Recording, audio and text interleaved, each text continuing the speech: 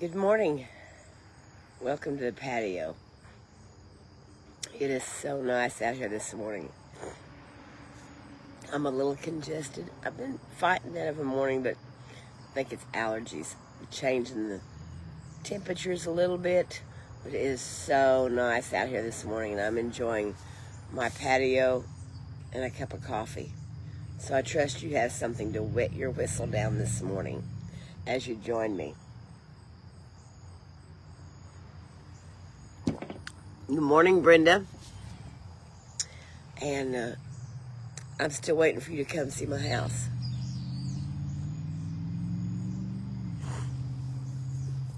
Waiting just a minute, see who else hops on here. I just have a little thought this morning that I want to share with you. And it's a little, just something for you to mull on and think about today. I think many times we operate with a disoriented approach to our spiritual servanthood. I think sometimes people think we receive orders from God and then we just go carry them out to the best of our knowledge and ability.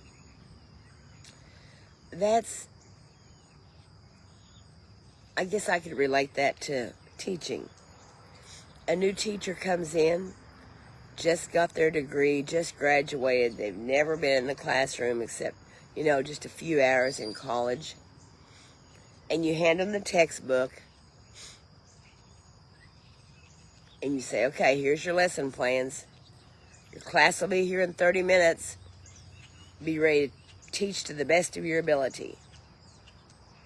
Well, most districts don't do that. Most districts make you go through several days of orientation. They explain to you their procedures. They explain to you how they expect things to be carried out in their district. They explain to you what they want to see a principal or a supervisor will normally say, when I walk into your classroom, this is what I expect to see. And so they begin to build a relationship.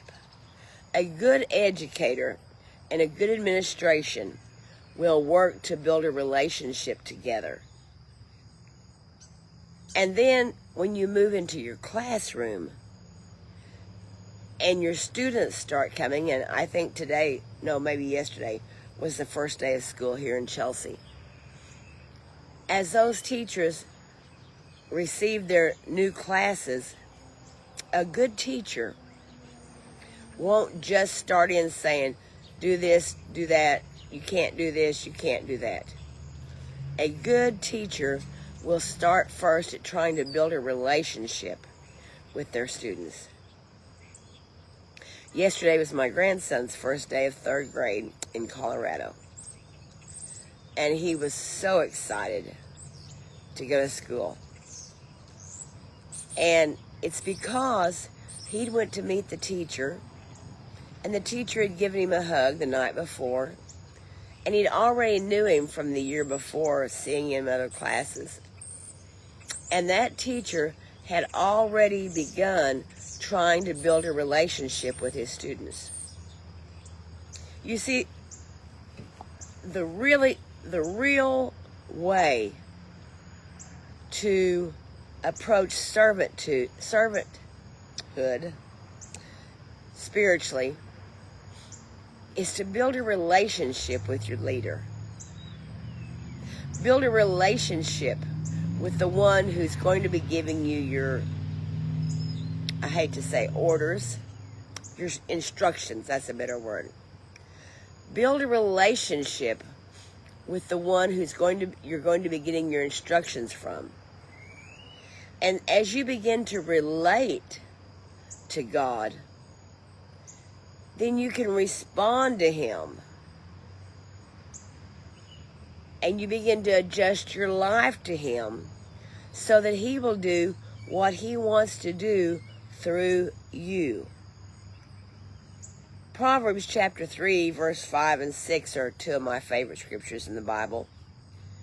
Trust in the Lord with all thine heart, and lean not unto thine own understanding. In all thy ways acknowledge him, and he shall direct thy paths. It's not a matter of getting saved and say, okay, God, what's your orders for me? And then I'll do it the best I can. No, first you begin to build a relationship with him. You relate to him. You respond to him. And then as he gives you direction for your life and moves through your life, you begin to flow in that relationship. And I think too many times our approach to serving God is a concept that we just get our orders from God and we go carry them out the best we can, without any preparation, without any,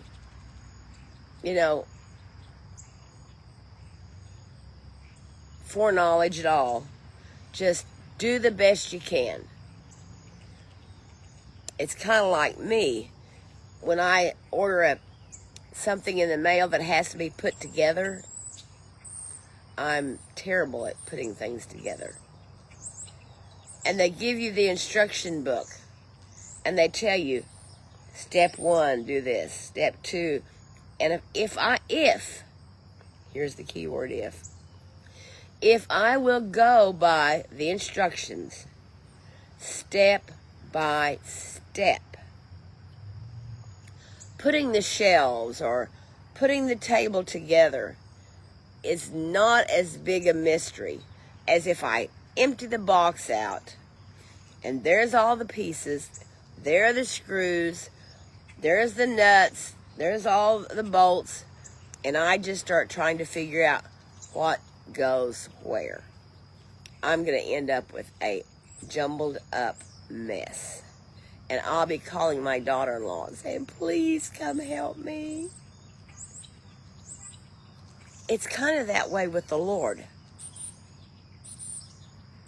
He gives us instructions, and he tells us what he wants us to do, but he doesn't leave us out in the cold to figure it out all on our own. He gives us the Word of God as an instruction book. If we will relate to him and respond to him, then we're able to adjust our life to him so that he can do what he wants to through us. If I trust in him with all my heart and I don't lean to mine own understanding, and if in all my ways, everything, I acknowledge him, then there's no doubt that he's going to direct my path. I don't have to stumble through the dark. Sometimes I get up at night to go to the restroom or get a drink, and it's dark in my room. And I bump my toe, or I stumble trying to find my way. I'm kind of disoriented, half asleep, half awake. But when I wake up and I lay there for just a minute, and I kind of get my bearings, and I remember where I'm at, it's so funny because I travel so much, and I sleep in so many different places, that sometimes I'll wake up in the night and I have to think, where am I? Oh yeah, I'm in the hotel. Oh yeah, I'm in my cabin. Oh yeah, I'm in the evangelist quarters. And I remember where I'm at. And I kind of get my bearings. Then when I get up in the dark, I kind of have a feel for which way to go. If you and I will trust him and relate to him and respond to him and adjust our life to him, then when he speaks to us to do something, it's kind of like we can go with the flow. We're not out there in the dark by ourselves about to stump our toe.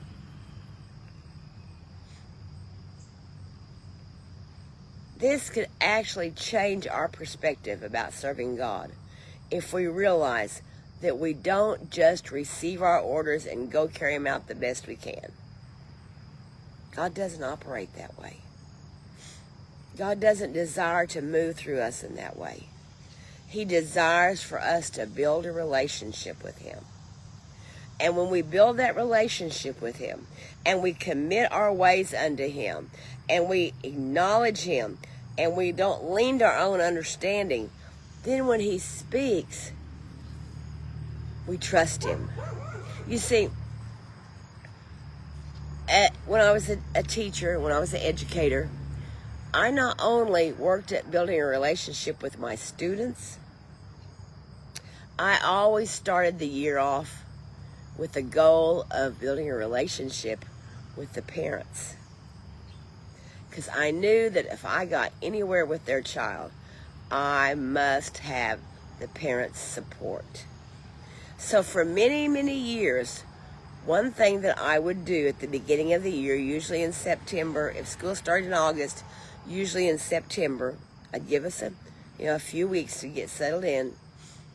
I would host at a neighboring park off the school. I didn't do it at school. I would find a park that was close to the school. I would rent the shelter or reserve the shelter. I would buy the hot dogs. I would buy the buns. I would buy the condiments. I'd buy the chips. I'd buy drinks. And I made my famous brownies. They were a home run hitter every year. It cost me a little bit. I mean, hot dogs, you can get cheap hot dogs and cheap chips. And I would send out an invitation to all my families out of my classroom and invite them to join me at 5 o'clock, say, at such and such park for a family picnic provided by Mrs. Criddle. You think people didn't show up? Yeah, they showed up. And they felt so relaxed. They didn't feel threatened like they did sometimes when they came to the school for a teacher meeting. They met one another, they visited, the kids played, and then I had a chance to talk to them and give them a little bit of my expectations and invite them to share their expectations of me. And I began working at building a relationship. When I built that relationship, then later on in the year, if I had a problem with Johnny and I called Mrs. Smith and I said, Miss Smith, Johnny's just kind of been off of it lately. Is something going on, or is he not feeling good, do you think? Do we need to sit down and discuss it? I had Mrs. Smith's full cooperation. Why? Because I had taken the time to build a relationship with her. I had shown her that I was stepping outside of my comfort zone in the classroom. I was furnishing the food, and I was building that relationship. You know what? You need to step outside of church and build your relationship with God. If your relationship with God is strictly based on Sunday morning or Sunday night or Wednesday night, and you don't do anything else any other time except only when you go to church, you're not going to feel very comfortable in going to Him when you got a problem. I had parents who weren't afraid to call me at home because I gave them my home number. They weren't afraid to call me and say, Miss Criddle, we're having trouble at home, and I want you to be aware of this because Johnny may act out. Why? Because we had built a relationship outside of the classroom. You need to build, and I need to build a relationship with God outside the church. I remember years ago going to a church, and they had a sign above the door as you left the sanctuary to leave. And it said, enter to worship, depart to serve. Some people have the misconception that we go to church to serve God. No. Excuse me. We don't go to church to serve God. I serve God out here. I serve God away from church. I go to church to build a relationship with Him and to worship Him, so that when I get away from church, He and I have this relationship that I can go to Him with my problems. I can go to Him when I'm in trouble. Just a little bit of food for thought for you to think about. God's not going to give you instructions or give you something He wants you to do. Give you orders, if you want to use that word. And then just say, okay, go figure it out the best you can. No. God wants you to build a relationship with Him, respond to Him, and then He will do what He wants to do through you. Trust in the Lord with all thine heart. Lean not unto thine own understanding, and in all thy ways acknowledge Him, and He shall direct thy paths. A little off the cuff, rambling thoughts this Thursday morning. I trust you have a blessed weekend, and go to the house of God this weekend to worship Him.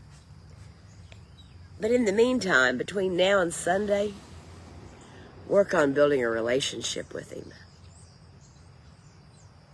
Delight yourself in Him.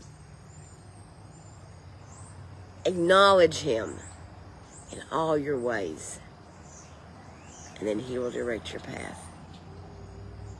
I'm excited. Tomorrow I'll be heading to El Dorado, Kansas. This will be the third year that I've been asked to come back and participate in the Bring America Back to God services. And I look forward to being there. And it's always a good time. And I just go back and see friends from the previous year and minister. And then I'll be with them Friday night. And then Saturday I'll get up and go to Osceola, Missouri. And Sunday morning and Sunday night I'll be with Pastor Will. Not Will. Will is my bonus child. He's Brother Jim's son. I'll be with Pastor Jim Yates and Pastor Allison Yates. I'll be with them Sunday morning and Sunday night. And then Monday evening, they're having a ladies' meeting. And they've asked me to stay and speak to their ladies on Monday night. So it's going to be a packed out weekend. I'm excited. I've had, 3 days at home to rest and recoup. And tomorrow I'll hit the road again. So I'm working on building a relationship. Are you? Because I need Him. I need Him every step of the way. And I want to feel comfortable in calling on Him, because He and I have a relationship. Build a relationship with God. And then when He speaks to your heart, you can flow with whatever it is He's asked you to do. Bless you. Have a great day in Jesus. And I'll see you back on Tuesday. I'm not sure where I'll be, but you'll want to check in and find out, all right? God bless you. Have a great day in Jesus.